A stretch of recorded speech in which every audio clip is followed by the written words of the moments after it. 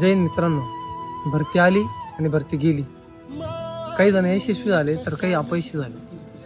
अपयश विद्यार्थ्यांसाठी खास करून आपल्या मित्राचा गुलाल पाहून थोडं इथं अंतकरणाला थोडं लागलंच असतं. खरं तर त्याच्या यशावर आपण जळवलो नाही, आपल्या यशा आणि अपयशावर आपण रडलो. अपयशाची ती रात्र बहुतेक गेलीच नसेल आपली. तो फॅन आपल्या घरातला फक्त बिंगत असेल आणि आपण त्या फॅनकडे पाहत असेल. आपल्या डोक्यात फक्त 3 वर्ष 4 वर्ष 2 वर्ष 2.5 वर्ष जे कष्ट केले ते कष्टाचा एक ना एक दिवस आपल्याला आठवत असेल.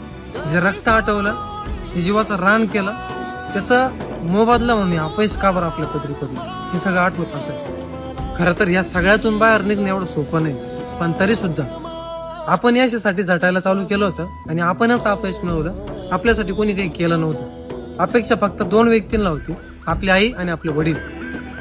सगळं जग जरी विरोधात उभा असलं तरी ते 2 लोक आपल्या अपयशात आपल्या पाठीमागे उभे असेल तर ह्या अपयशाला घाबरायचं आणि खचून जायचं काहीच कारण नाही. बरोबर 3 वर्षाचा डिप्लोमा केला असं समजायचं आणि आपल्याला तिकीटी लागली म्हणून परत प्रयत्न करायचा.